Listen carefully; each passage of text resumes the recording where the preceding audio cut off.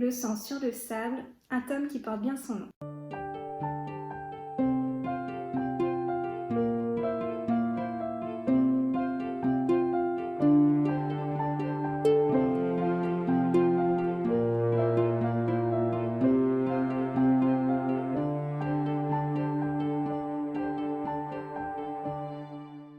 Bonjour amis des livres, c'est la chaîne du Cactus qui lit et aujourd'hui je vais vous parler de Sharakai, le tome 2, Le sang sur le sable. Le sang sur le sable est le deuxième tome de la série Sharakai, écrit par l'auteur américain Bradley Pebolu. Seda a enfin réussi à devenir une vierge du sabre et alors que les rois commencent à lui confier des missions, elle s'efforce de découvrir leurs secrets.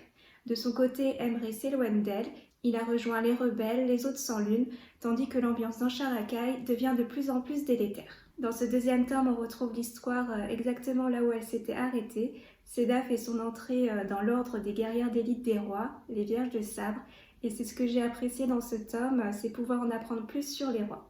On découvre leurs forces mais aussi leurs faiblesses, décrits dans le précédent tome presque comme des dieux et immortels.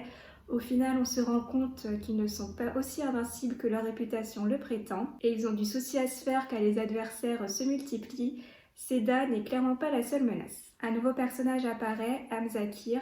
Mon avis est plutôt mitigé sur lui. Même s'il ne porte pas les rois dans son cœur, je ne suis pas sûre que ça va être un réel allié pour Seda et les autres. Du côté des nouveaux personnages, notre héroïne va faire la rencontre d'Indris, une autre vierge de sabre avec laquelle elle va devoir collaborer, et celle-ci va lui donner du challenge pour pouvoir s'intégrer dans l'ordre. Alors j'ai trouvé que la présence de ce personnage était bien pour ne pas rendre la tâche trop facile à Seda, mais le problème avec Indris, c'est son caractère vraiment insupportable. Elle n'a aucune subtilité, c'est vraiment la peste de service. A l'inverse, même si les rois sont clairement la menace à éliminer dans cette histoire, j'ai trouvé en les découvrant qu'ils avaient plus d'humanité, plus de nuances dans leur caractère. J'ai même réussi à m'attacher à certains d'entre eux, notamment Yussam et Isan. Seda et Amré suivent des voies complètement différentes.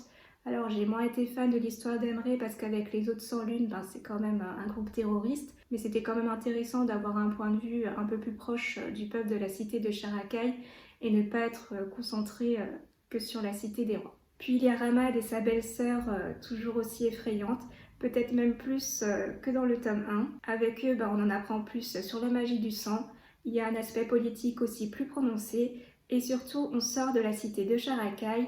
Leur parcours fait qu'ils vont dans le désert, donc on découvre les alentours et c'est très agréable. Donc dans ce tome, les intrigues continuent de s'entremêler, il y a plus de complots, on en apprend plus sur les légendes, aussi sur la 13e tribu et ce qui leur est arrivé, et il y a aussi beaucoup moins de flashbacks que dans le premier tome, et donc ceux-ci sont mieux utilisés. Pour conclure, c'est un tome 2 que j'ai encore plus apprécié que le 1. En lisant quelques avis dessus, j'ai vu qu'on lui reprochait certaines lenteurs. Personnellement, je n'ai pas eu du tout ce ressenti. J'ai trouvé que les personnages et les intrigues s'étoffaient, que l'histoire s'élargit car on visite plus de lieux que Sharakai, et puis l'ambiance orientale et désertique est toujours aussi prenante. Voilà, cette vidéo est terminée, je vous remercie de l'avoir visionnée. Si vous avez lu ce livre, n'hésitez pas à me donner votre avis dans les commentaires, et si je vous ai donné envie de le lire, je vous souhaite une bonne lecture. En attendant, si vous souhaitez faire plaisir à Cactus, n'hésitez pas à liker, partager ou vous abonner. À bientôt et prenez soin de vous.